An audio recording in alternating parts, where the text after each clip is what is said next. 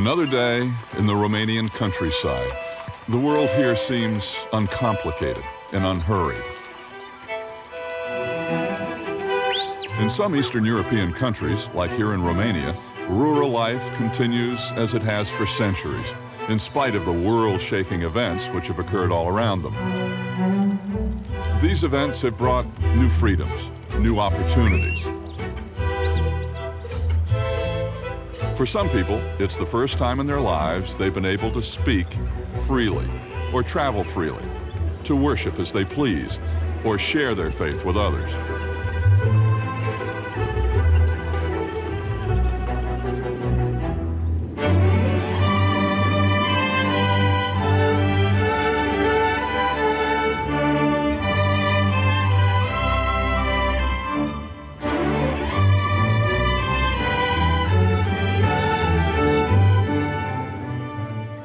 Romanians lived under one of the most restrictive communist governments.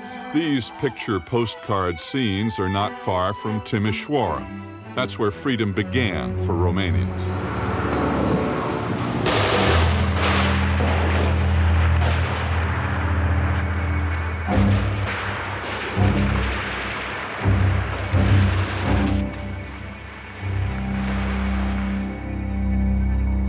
All's quiet in Timișoara now, but in December of 1989, the city was filled with joy and with sadness.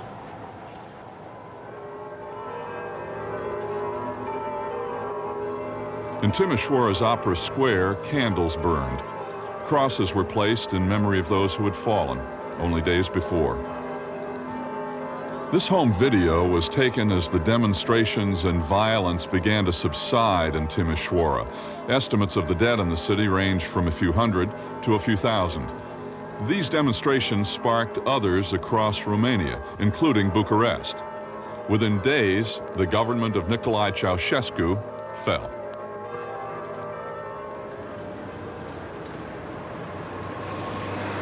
This building in Timișoara houses the Hungarian Reformed Church. It's a Protestant denomination that dates back to the early 1500s. The pastor was Laszlo Tokes. The revolution actually began here. Tokes had been preaching sermons on freedom and human rights. Then he was ordered to leave the city, and he refused to go. The First Baptist Church of Timișoara is only a few blocks from Tokes Church. The pastor, Peter Dugulescu, was among the first to rush to help Tokes.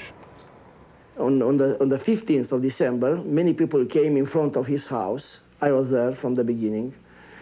And we just waited to see what will happen now. And the authorities hesitated to use violence. They waited people to spread away, but they didn't. And finally, on the 16th of December, Saturday night, the authorities decided to use violence in order to arrest him.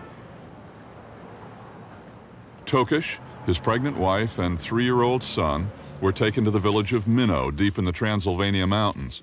In an interview 2 weeks after the demonstrations, Tokes said he tried to calm the crowd. They were shouting, down with Ceausescu, down the communist regime. I tried to calm them and I tried to send them off. At 3 o'clock in the morning, Tokes was arrested in his church. The doors of the church were broken and many of militias and securists ran in, and in a brutal mood they have taken us off. They have beaten me and pushed my wife. And next day, Sunday morning, in the city, a lot of people were marching and crying slogans against Ceausescu, against communism. They said, down is the dictator, down with the dictator, freedom, no violence, God is with us. Samuel Tucek saw much of what happened in Timișoara.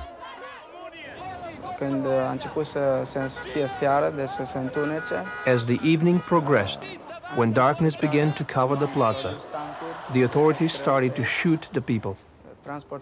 Armored cars and tanks appeared and were shooting. Soldiers were shooting with machine guns. Many people were killed and many were injured. I was at pulpit preaching and giving the invitation. And inside of the church, many people received new life in Jesus Christ. And suddenly, we heard, very near to our church, the machine guns in the streets, killing, shooting people. I dismissed the church, and on that night, two young ladies from our church have been killed on their way to home. They were sisters. Sylvia Cacio is the mother of those two women. My daughter Mihaela, who survived but is still not over the shock, said that they heard shooting and the noise of tanks. Then bullets were passing close to their heads. Then she realized that both sisters had been shot, Margareta on her left and Mariana on her right. We tried to get in touch with the hospital, but no one was allowed to enter. The next morning, we were told that Margareta's body had been taken away to Bucharest. Mariana's body was found 5 days later. It was 8 more days before we were allowed to bury her in the cemetery. It was a terrible pain for us.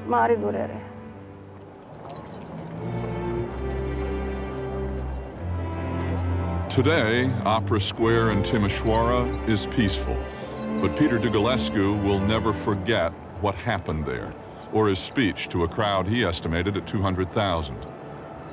Just a few minutes before my speech, we got the news from Bucharest, Ceausescu fled. And the people got this news and they got very excited. So I came to speak to them, exactly in this moment. I said to them, my name is Petru Dugulescu, I am the pastor of First Baptist Church, Betel, Timișoara, and the communists, they tried to kill me a few times, but I'm still alive because God spared my life. And the crowd, they started to chant and to cry, God exists, there is a God, there is a God. And they kept crying for a long time.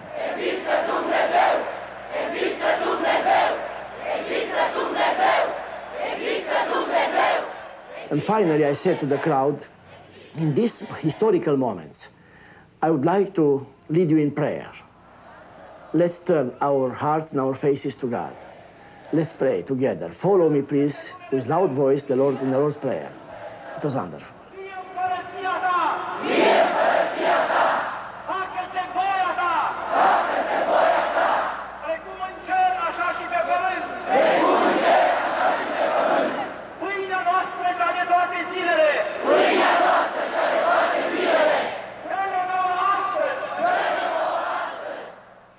This building here in Bucharest was the headquarters for the Communist Central Committee of Romania. On that balcony, in his last public appearance, Nicolae Ceausescu denounced the Timișoara demonstrators as reactionaries, as terrorists and hooligans influenced by foreign agents. The policies that dealt so harshly with Christians in Timișoara and other cities were refined in that building. The churches were under the Department of Cults, which strictly regulated religious activities. Seminary enrollment was restricted. Bible and hymnal printing was restricted. There were reports of Bible desecration and attempts by the secret police to close or demolish churches and harass pastors and Christians.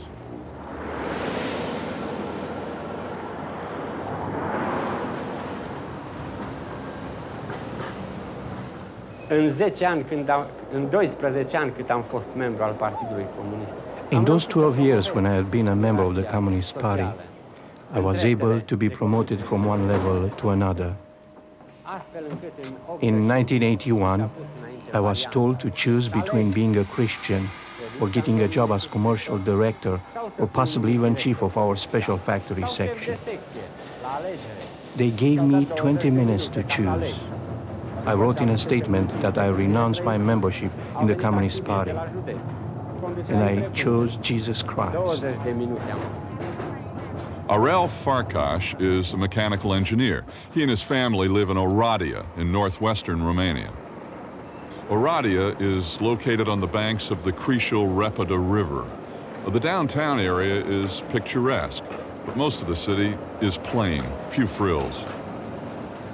Farkas said his persecution went on for several years. Câțiva ani a trebuit. I had to live with the new situation of going through interrogations by the secret police. And those were the years I was threatened. All kinds of tricks were played on me. At one point, in the middle of the night, the doorbell rang, and I went to see who was at the door. They had connected electrical wires to the doorknob in an effort to kill me. Farkas, his wife and sons attend the Second Baptist Church of Oradea. It's a growing church. The crowds are standing room only.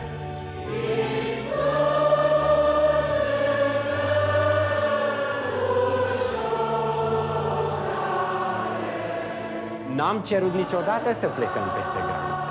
A secret police officer asked why I didn't take my God and leave the country and leave them alone. My factory bosses asked the same thing. I answered, to leave this country because of you? No. Better that you leave because of me. I was born here, and that means God wants me here. I kept on proclaiming Jesus Christ, and I was not frightened by all those threats.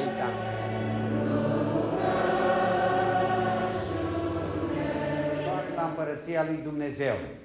Pe când se afla cu ei, le-a poruncit să nu se depărteze de Ierusalim. The Second Baptist Church of Oradea meets in a 1,200-seat auditorium, but the pastor, Nicholas Gheorghiță, hopes to build a new 3,000-seat church for a membership which is bulging at 2,600. We will build beside the church a building for classrooms for the children, for junior high school and senior high school, for the Institute of Biblical Theology of university level, and for an outpatient clinic. Gheorghiță is a former physician. He told us he was threatened with imprisonment, and his wife lost her job when he entered the ministry. Just before the revolution, Gheorghiță and a delegation of Baptists presented a petition to Ceausescu in Bucharest. And we ask him to give us spiritual freedom, to have services not to be interfered with the religious department of affairs, not to be interfered with secret police officers. We want to have free Sundays, free Christmas, free Easter. And we said to him that we have the right to worship God, not him.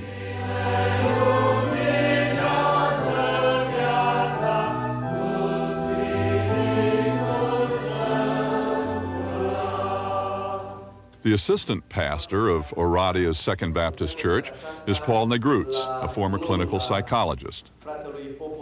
A communist regime is a dictatorial regime. A dictator wants a complete control. He wants everybody to worship him, adore him, and when he realized that Christians have somebody else that they worship, that they are not submitted completely to him, he was very unhappy with that. So they realized that a Christian is not afraid of death, he is not worshipping man, and they try to get rid of Christians. More than 2 million people live in Bucharest, big city, broad boulevards and monuments, parks, traffic jams, and lines, people standing in line to buy the staples. There's more freedom these days to speak, to travel, and many restrictions on religious activity have been eased. But some worry that full democracy is still out of reach down the road somewhere. Even so, Bucharest is beginning to breathe easier.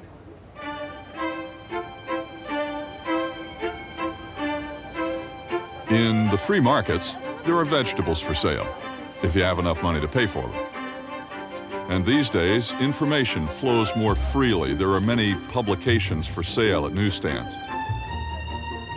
Strolling and window shopping seem to have become a national pastime. Yet everywhere there are reminders, so people won't forget the sacrifices made during the revolution that overthrew Ceausescu.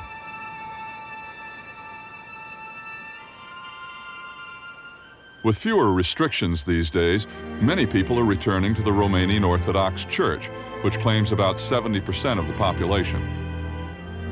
Almost 15% of the people are Catholics. Other Romanians, about 10%, are Greek Orthodox. The remaining Christians are affiliated with Protestant churches. Vasile Talos is president of the Romanian Evangelical Alliance. He's also pastor of the Holy Trinity Baptist Church in Bucharest. The alliance includes Baptist, Pentecostal, Lutheran, Brethren, Lord's Army, Seventh-day Adventists, and the Reformed Church. Our purpose is this. Instead to fight one against other, to cooperate together to proclaim Jesus Christ to this nation. And this is the main purpose. Second is to help each other. And third, to defend our freedom together. The Alliance has been meeting with Romanian Orthodox, Catholic, and other denominations at the government's Religious Affairs Office. They're working on new constitutional guarantees for religious freedom. The Secretary of Religion is George Vladitescu. There are many examples of government interference and coercion in the past. Houses of worship were demolished. The building of other churches was discouraged. Also, there were times when the dictatorship decided to suppress not only rights, but people at the same time. You see, there are many examples which could be given.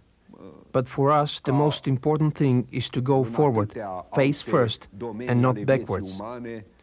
Remembering what we had in the past will only slow our progress.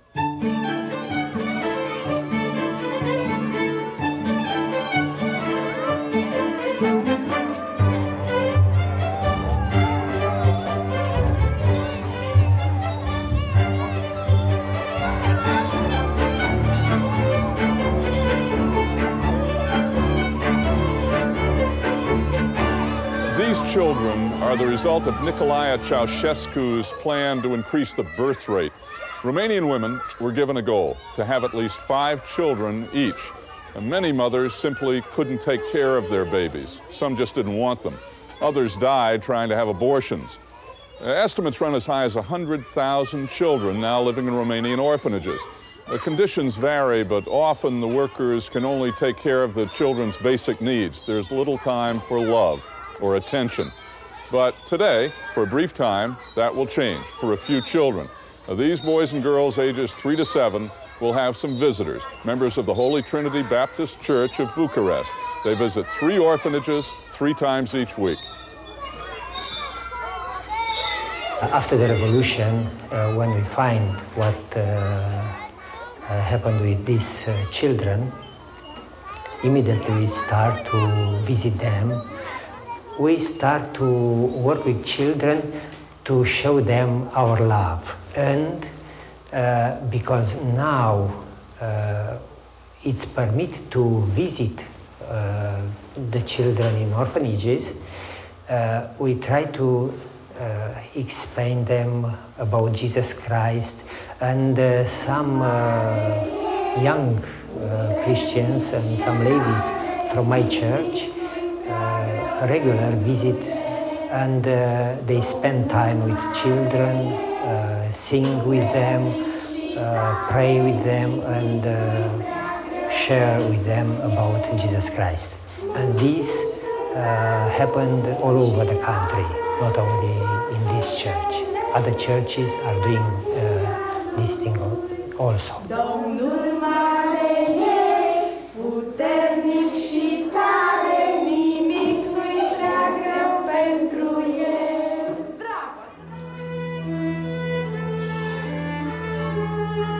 In the past,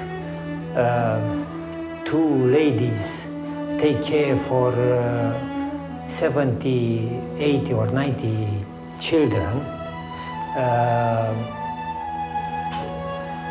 The children didn't know what means to be loved. And when they saw that young people, girls, ladies, come and sing with them, they are very happy.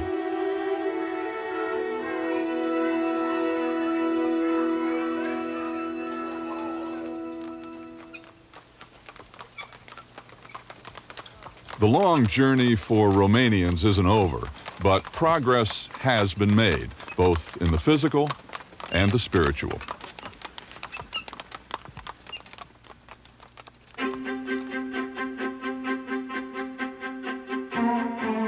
Just across the border from Romania is another world altogether. Hungary is alive with a new sense of optimism, even signs of affluence here and there. And like Romania, Hungary also suffered under communism. But in recent years, conditions have improved. And finally, as in some other Eastern European countries, communism has been swept from power.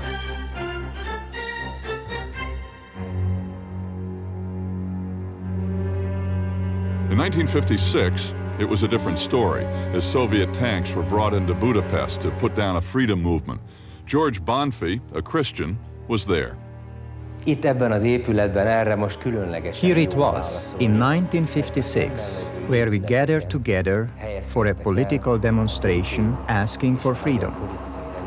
Under the building, in front there, positioned the Hungarian political police and their machine guns. All of a sudden, they opened fire, and the result of which was about 250 to 300 people dead on the square. I myself jumped down from the building to the shore of the Danube River, and I was hit on the forehead by a stone. My brother was with me, who was 9 years younger than I, but he got hurt more seriously than I did. The demonstration was legally permitted by the state. We got together to speak of liberty only, and the answer was more machine gun fire.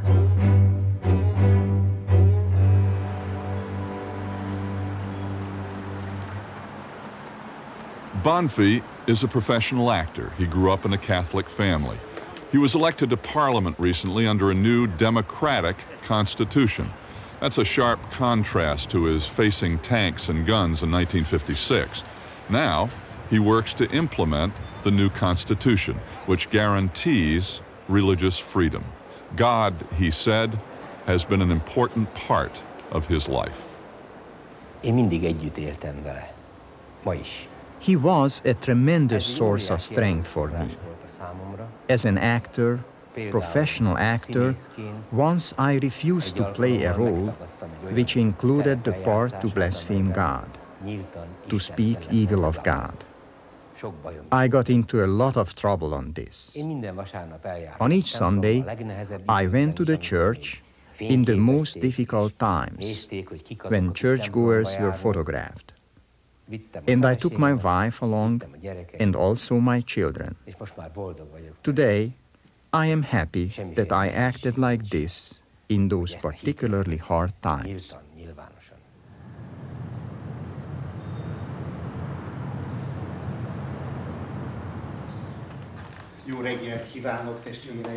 János Vician is president of the Baptist Union of Hungary. He feels it'll take time for Christianity to recover from the past.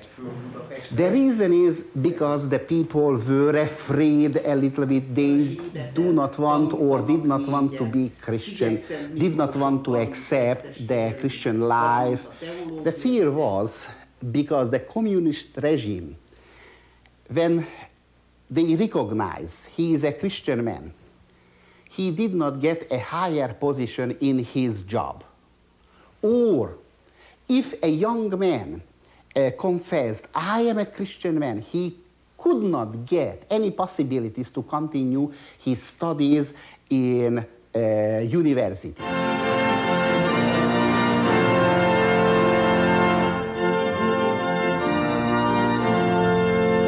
Paul Baharka has been an organist in his Baptist Church Assembly for 38 years and teaches music at the Baptist Seminary.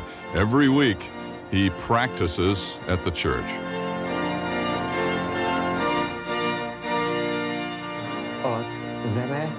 Music can be used as an outlet in time of oppression. Music many times served as consolation for us, particularly when we had crises.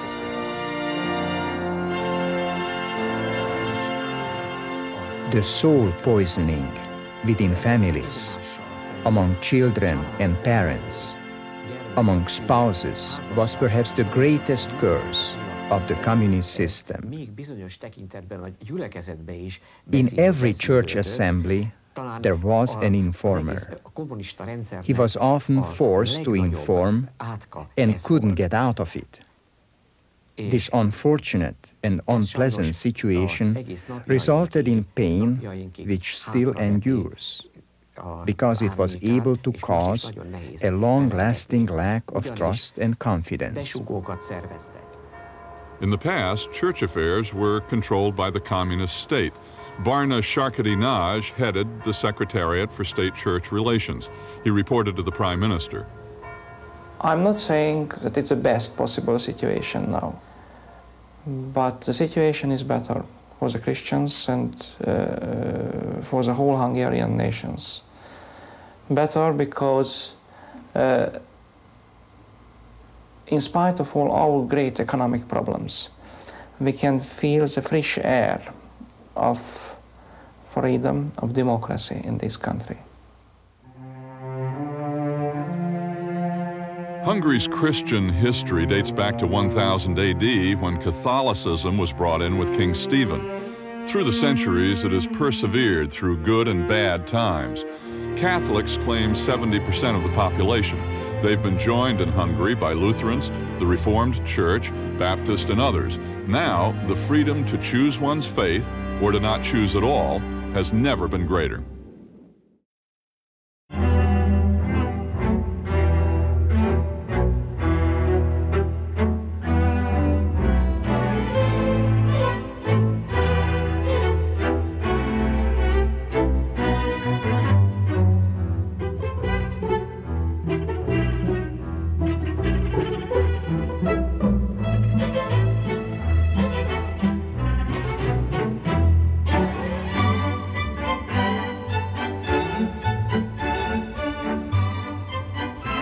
The graceful domes of St. Basil's Cathedral. The Tsar Ivan the Terrible built that. It dominates one end of Red Square.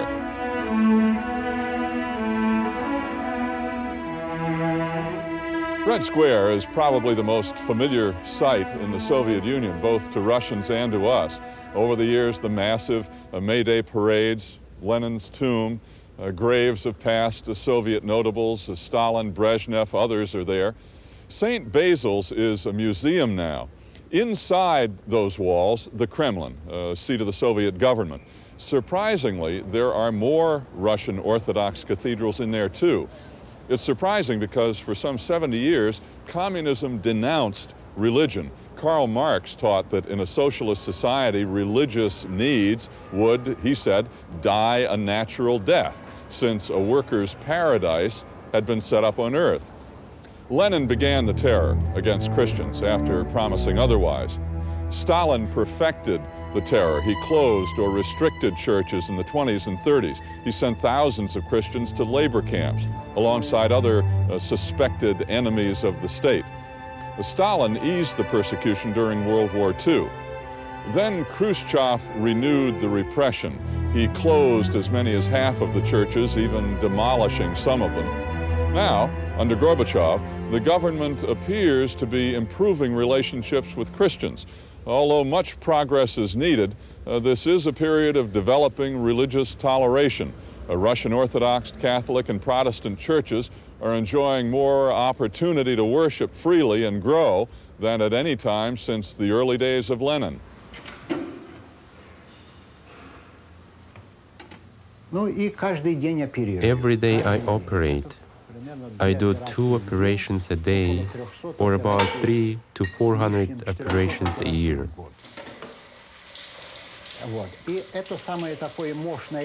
Patients from all over the country come to our clinic.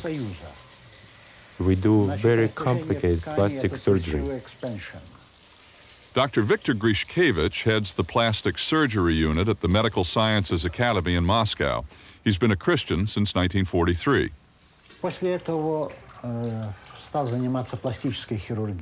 I like plastic surgery most of all. It's not cosmetic surgery, but rather it's used after burns or injuries. Different operations remove scars and other defects, which disfigures a face or other parts of the body, like the hands.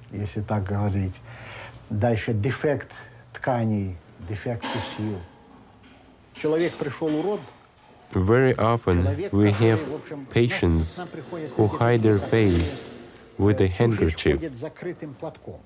After the operation, they return to their families and they are able to work. I begin every operation with a prayer. I always say, "Dear Lord, bless us." After the operation, I want the patient to thank God. As a rule, our surgery is successful.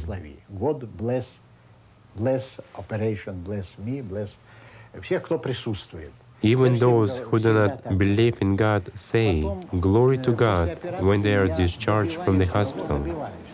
I think every man must realize that not everything depends on us only. We do what we can, but the outcome depends on God.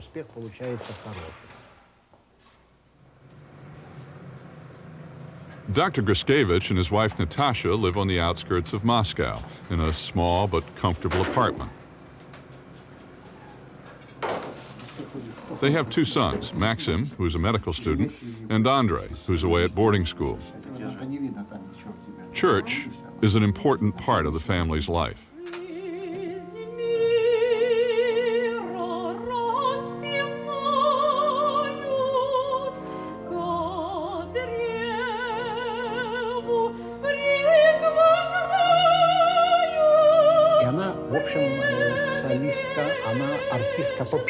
My wife finished music college.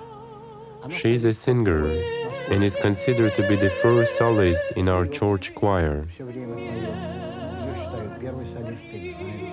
Many patients come to our house and she receives them.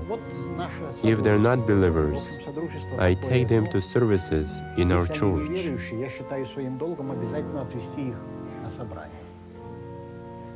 Dr. Grishkevich and his family attend the historic Central Baptist Church of Moscow. It's not far from the Kremlin.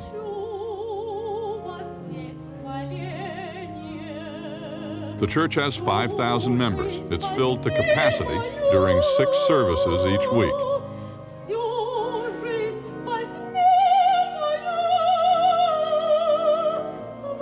The Central Baptist Church is also headquarters for the Union of Evangelical Christians Baptist in the Soviet Union. It's an association of several Protestant faith groups. Reverend Alexander Firizuk is its secretary. We have been given freedoms and great opportunities for witnessing lately. We have been able to receive Bibles from abroad and to hold different evangelical events in our country. We can speak about Jesus Christ in prisons, labor camps, universities, schools, various establishments, and even in stadiums. It was not possible to do anything of the kind not long ago. The Soviet government has now made it official. They have formally ended decades of religious repression by approving a law on freedom of conscience. It forbids government interference with religion and among other things, prohibits government financing of atheist propaganda or religious activities. Atheism, however, remains the official doctrine of the Communist Party. There are some 286 million people in the Soviet Union.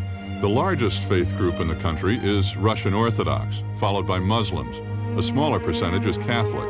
Jews and Protestants are a fraction of the total. Baptist church membership is estimated at between 250,000 and 300,000.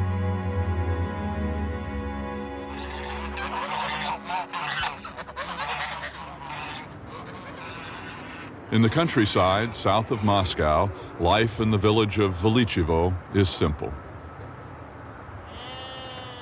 Many years ago, this Russian Orthodox church was the center of life in the community. But in 1937, Stalin took it from the people and turned it into a storage building for farm products. But now, like so many others, this church, called Burial of the Mother of Jesus, is being restored. Alexei Kuznetsov and Viktor Koryagin are members of the church. Kuznetsov organized the work to reopen the church. In 1989, we managed to get papers from local officials to restore the church. Now we have a plaque on the church which says it is a monument of culture protected by law. After that, the collective farm took their goods from the church and built their own warehouse, so we could start reconstruction. There is a difference between a warehouse and a church, which carries a holy meaning with it. Before, when it was a warehouse, the people were very sad.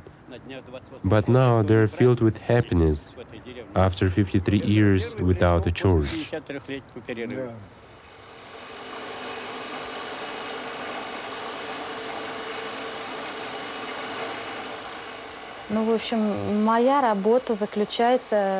My work is embroidering the bridal veil. I am given a piece of cloth on which there is a drawing. I must embroider with the help of two threads. One is white and the second is silver. I have been doing embroidery work at home for a year now. Before that, I did the same work in a factory. Luba Sapigina and her husband Vladimir, a carpenter, live in Podolsk, not far from the village of Velichevo, where that Orthodox church is being restored.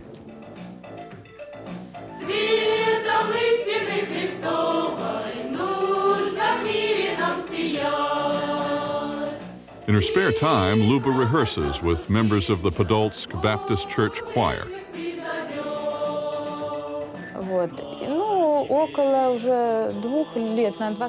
I have been directing the choir for 2.5 years. We are not professionals. We try to choose simple but beautiful hymns.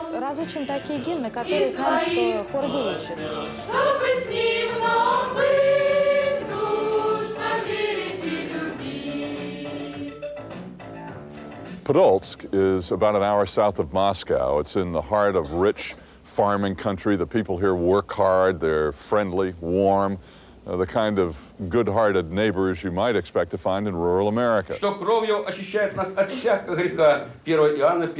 Podolsk Baptist Church is a lot like other small churches which are beginning to grow up in parts of the Soviet Union. 6 years ago, there were no young people in this church. Today, there are many.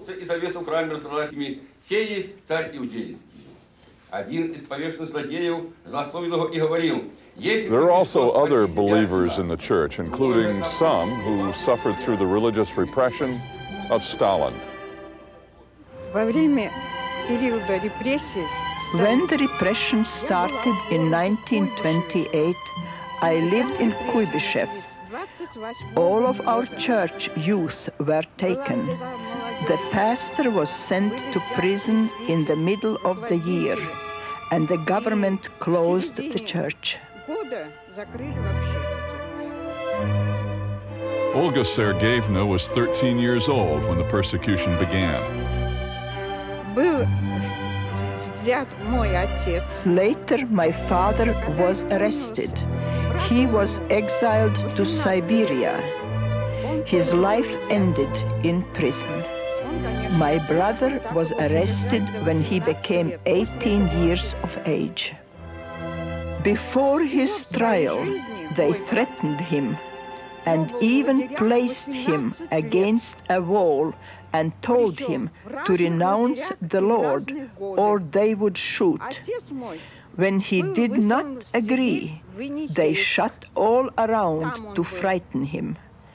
On his 18th birthday, the government sentenced him and he spent a total of 18 years in prison.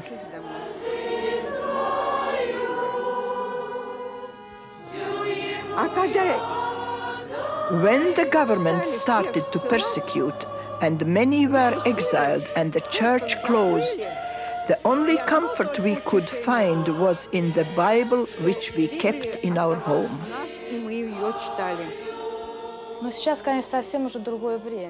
Now we are in a different time. We witnessed about Christ some years ago, but the attitude to us was not very good. But now the situation has changed. And very often in the newspapers, one can read about Christians as good people. My favorite Bible scripture is from 2 Corinthians. Therefore, if anyone is in Christ, he is a new creation. The old has passed away, the new has come.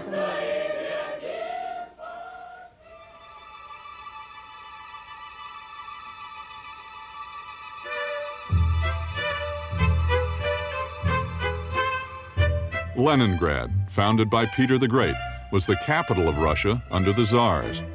It was here that Lenin and the Bolsheviks seized power in 1917. It's a city of great beauty and magnificent museums.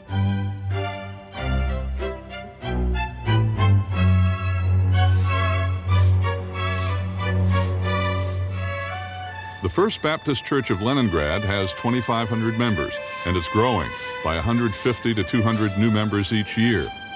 Its pastor, Peter Konovalchuk, is extending ministries beyond the church. Now, because of perestroika and glasnost in the Soviet Union, the church has obtained a greater freedom. We can worship not only in the churches, but also in the streets, houses of culture, and in prisons as well. In other times, our ministers could have been sent to prisons themselves. And of course, there was no possibility of preaching the gospel in there. But now, the situation is opposite. Recently, our prison proposed that we establish a mission church within the jail and that we minister there regularly. Our people go to the prison. They sing, preach, and have Bible studies.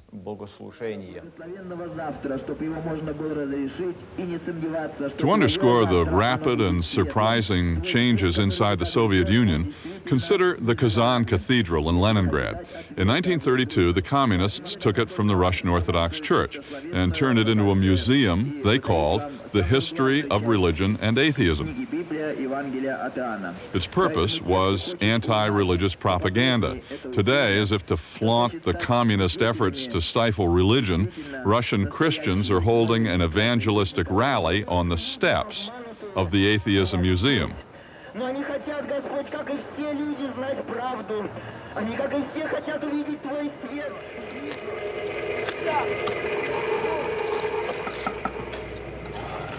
Not far from the Kazan Cathedral is another former Russian Orthodox church. It was taken over by Stalin in 1936 and turned into a factory. Now, volunteer teams from America are helping renovate this 100-year-old building for a Baptist congregation to use. This team is from Christ Church in Oak Brook, Illinois. They were preceded by teams of Southern Baptist students. The church, now called Temple of the Gospel, already has 500 members, and on some Sundays, twice that number crowd into the unfinished building to worship. Pavel Zaharovich is a former communist. He lost his job when he left the party. Now, he's chairman of the congregation. We are greatly impressed by these students. Russians are hard-working people, but Americans showed us a better example of how to work in the church.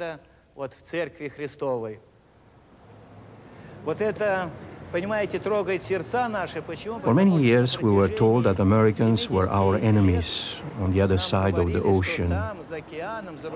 But the first time we met the American students face to face, we saw real friends among them who are merciful and kind. Now we are very sad because we know we were told only lies.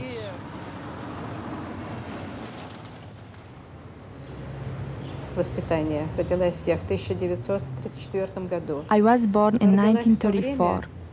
At that time, there were many reprisal acts in our country. Believers were being persecuted, and we had no church.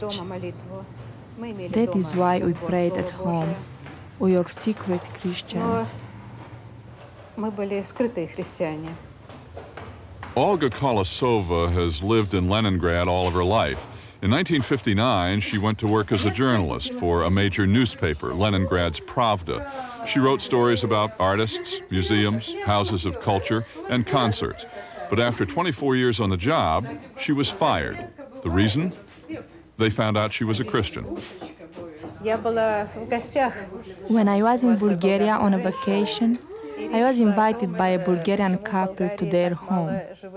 As we talked, I asked why there are so few Christians in Bulgaria and no evangelical Christians.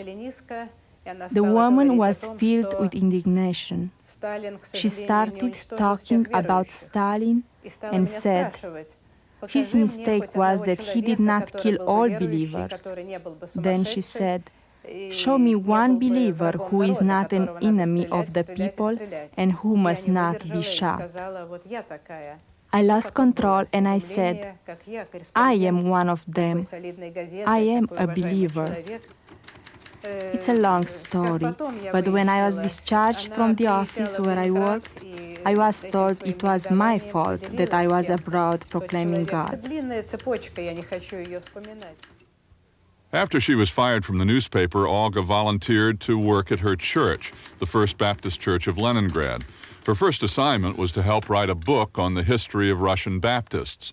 Now, she writes for Christian newspapers.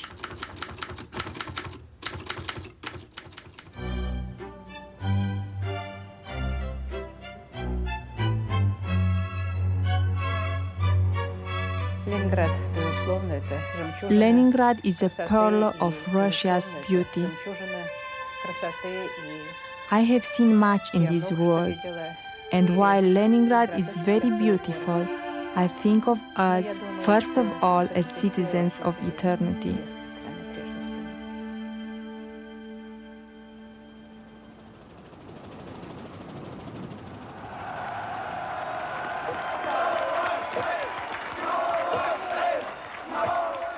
The opening of the Berlin Wall, perhaps as much as anything, symbolizes the remarkable changes in the communist world. These changes are dramatically affecting the Christian faith.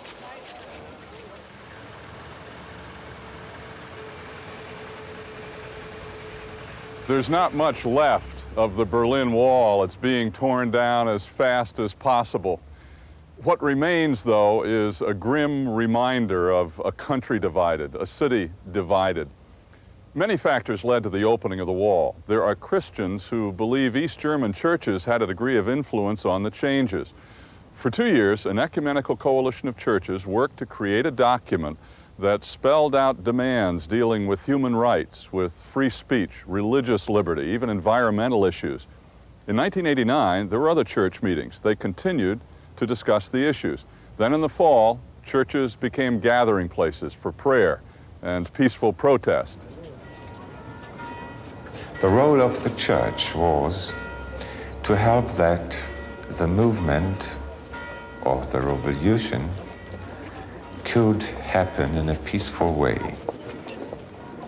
Werner Krejcel is a Lutheran church superintendent in what used to be East Germany.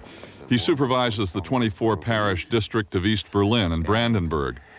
Therefore, it was no miracle that the churches were the points from where the movement came out, because on the beginning of the demonstrations there were prayer meetings in our churches in Leipzig, in the Nikolai Church, and in East Berlin, in the Gethsemane Church, and in Dresden, in the Church of the Holy Cross. Many of the people who met in the churches were not identified as Christians. There were activists from various groups and ordinary citizens. The churches, Lutheran and others, provided places to meet and assisted protesters in articulating their demands. Lutherans are the dominant faith group, but other Protestants, including Baptists, are there. So are Catholics. Udo Arndt and his wife Angelica lived in East Germany all of their lives. Udo is the head deacon at Emmanuel Baptist Church in East Berlin. He works as a traffic engineer. Angelica is a teacher in a school for children with learning disabilities. It started at Gethsemane Church, which was the center where many met. When many were arrested, there was a big concert in the Redeemer Church. I wanted to be present. I looked for a friend. We two women went to this concert. I was really afraid because outside there were many police and state security. It was a Redeemer Church. We arrived and the church was full of people. I've never seen such a full church. There was no service. It was all people who had gathered because they were in opposition. But it was a good spirit. It was a most moving thing in those October and November days for me.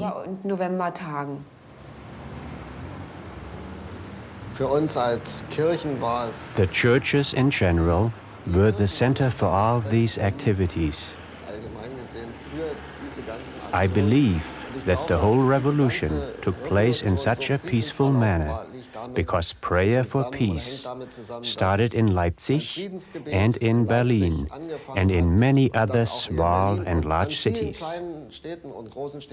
The prayer meetings formed a unity for activities which followed. Some of the communists decided to send some personality of trust to the place of confrontation. And they invited, that was very unusual, 3 clergymen. And the superintendent of Dresden went to this place and he spoke to the demonstrators and said, "Be peaceful. Look at the police. They have shields and truncheons and helmets and so on. Don't take weapons or stones or whatever." But the demonstrator said to him, but they are in weapon. They have weapons and they are well. And then the superintendent decided and took a microphone and said, "Dear policemen, I ask you for laying down your shields." And 2,000 of policemen laid down their shields. "Lay down your truncheons," and they laid down their truncheons. Not an officer of the army or police or a communist, a clergyman made the orders for military forces. And that was an unforgettable impression. And you can imagine that this is a way of preaching the gospel that will never come back, because everyone could feel the reality of a very different power than the power of the communists or any other human power on the earth.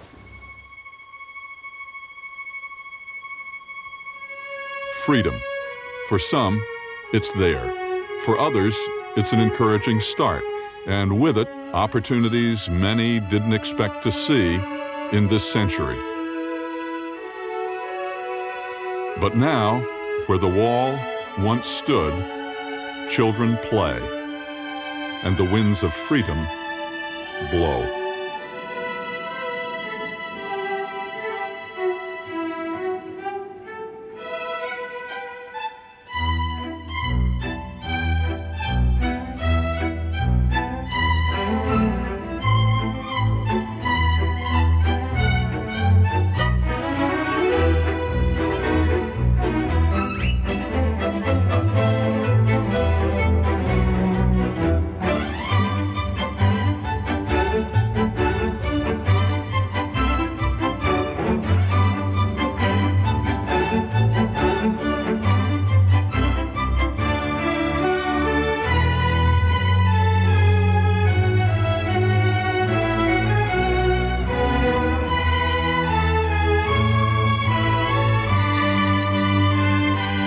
The preceding program was a production of the Southern Baptist Radio and Television Commission.